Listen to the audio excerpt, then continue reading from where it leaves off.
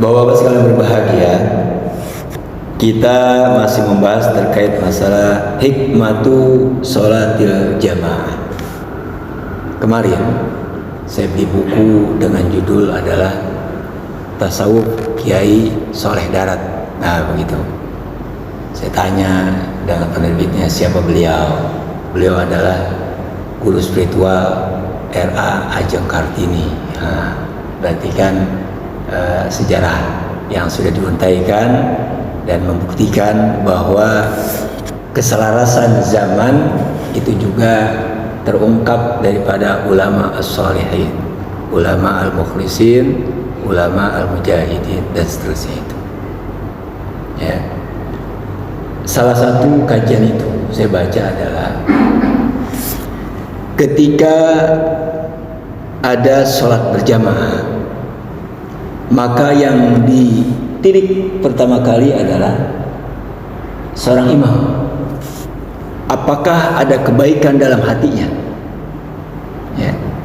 Kalau seandainya sang imam Allah melihat di dalam hatinya ada kebaikan, maka Allah akan ridho dan Allah akan memberikan pahala satu jamaah itu. Namun, ini kajian kitabnya.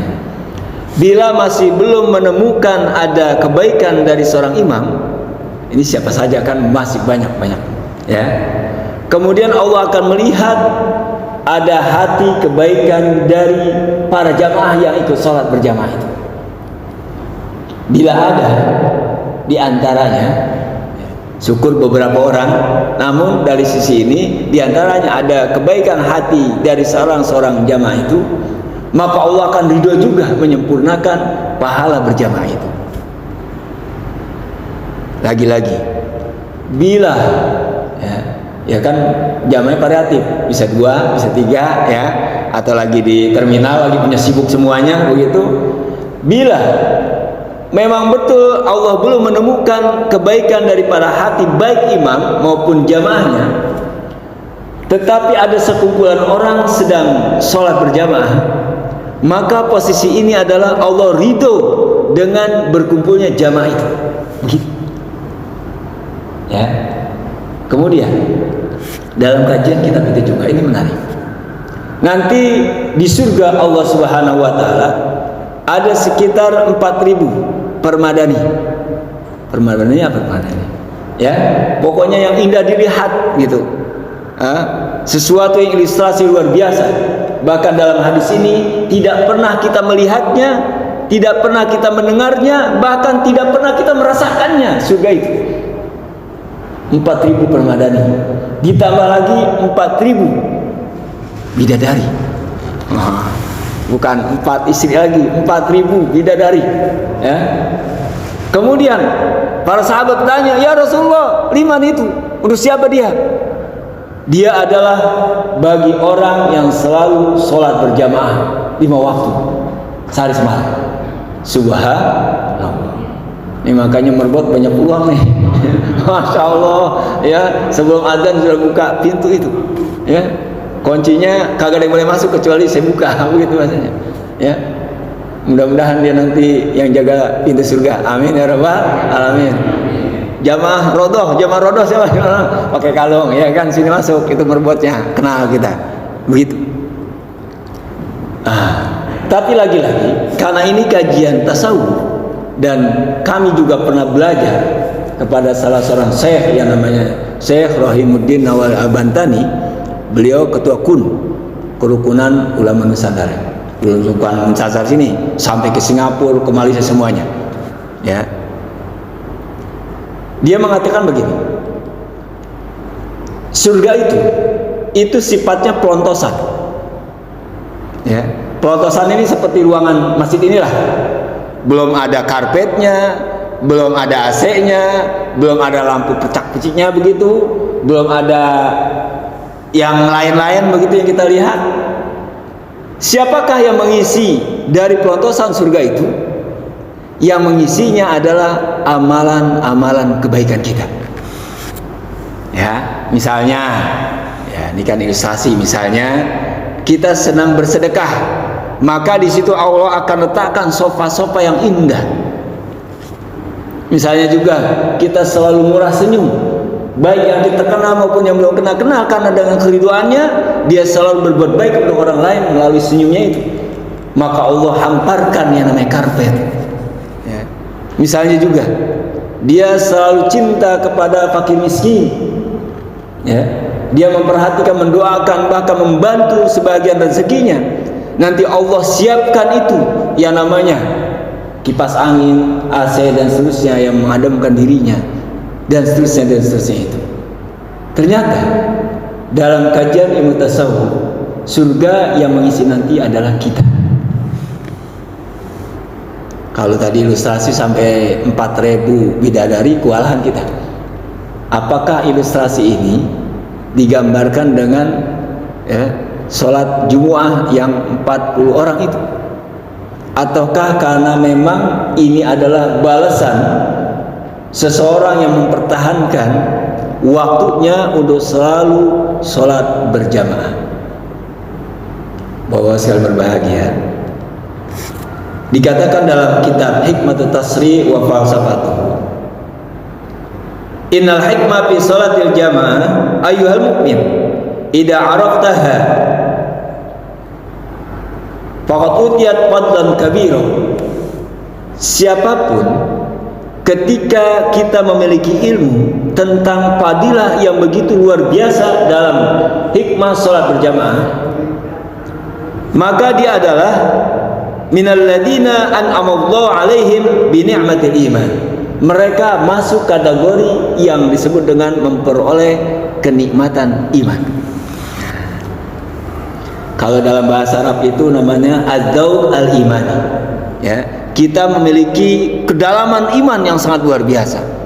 Ya, kita ini kan merasa tenang di dalam masjid ini. Merasakan nggak kira-kira? Merasakan kan? Ya, coba. Yang punya hutang, merasakan nggak seakan kita tidak punya hutang? Merasakan kan? Yang tadi anak ngerewel mulu, minta jajan mulu, ketika di masjid tenang juga, kagak ada ini. Apalagi yang biasa megang HP, ya. Kalau nggak megang HP sendiri stres dikit, kita tenang, tidak megang HP walaupun sejenak. Kenapa? Ada rahmat di dalam masjid ini. Itu bahagian daripada min ni'matil iman, dari nikmat keimanan seseorang ini diperolehnya. Inilah yang disebut dengan az-zawq al-imani. Ya. Merasakan keimanan yang begitu dalam. Okay. Kemudian dikatakan di sini, inna salata munfarid fiha manalin firad. Yang namanya sholat sendirian itu tetap dikategorikan dia sholat sendirian, ya, berpisah dari jamaah sekelompok orang banyak, komunitas orang banyak, dia tetap sendirian.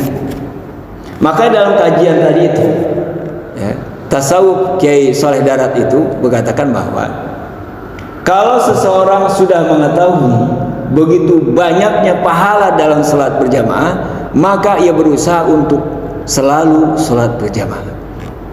Diilustrasi dalam sebuah hadis itu adalah, kalau orang yang sendirian, atau ilustrasi yang lain dia selalu menyendiri begitu, itu seperti halnya dimangsa oleh seekor, ya, singa atau harimau.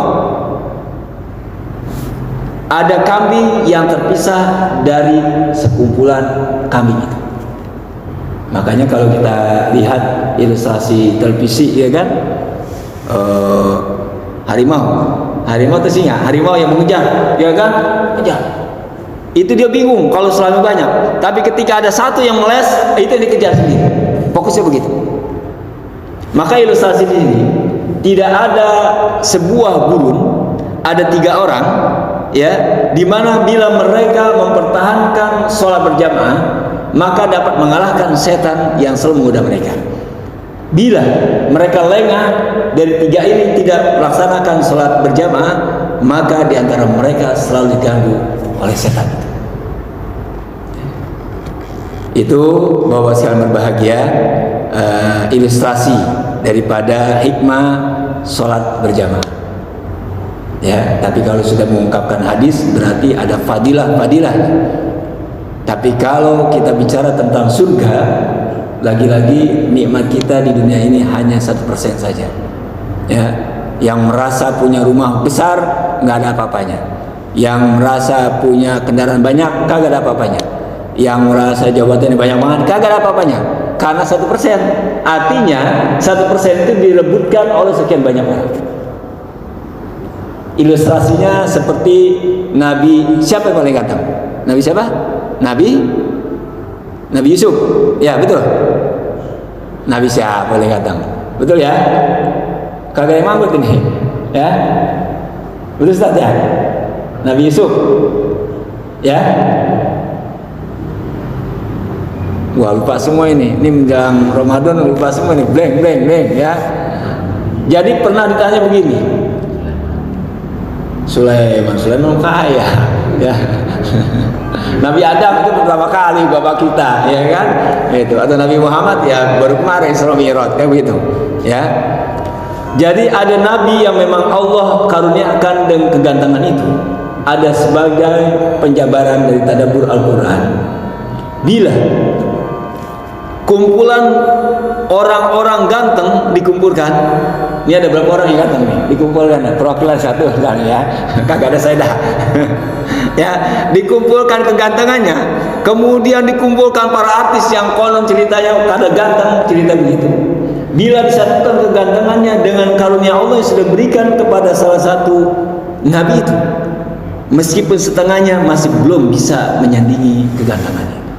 Subhanallah, itu Allah kalau sudah memberikan karunia seperti itu, ya. Ya. Jadi lagi-lagi tugas kita mah beribadah kepada Allah Subhanahu wa taala. Kalau pahala, kalau bahasa tasawuf mah sudah diungkapkan, sudah jelas, sudah ada di akhirat nanti. Jangan pernah menuntut pahala begitu banyak yang harus segera kita terima. Ya. Kalau dapat pahala langit dan bumi serta seisinya, di mana kalau kita terima sekarang? Mendem duluan kita, ya. Nanti Allah sudah balas itu. Ya, yang jelas mah kita berjamaah, berzikir, selalu berbuat baik, ya, berhusnuzon, selalu berdoa, mendoakan anak-anak cucu kita dan seterusnya itu. Kemudian lagi positive thinking, semangat dalam hidup dan seterusnya. Itu adalah bahagian-bahagian daripada usaha kita dalam amalan kebaikan kepada Allah Subhanahu wa taala.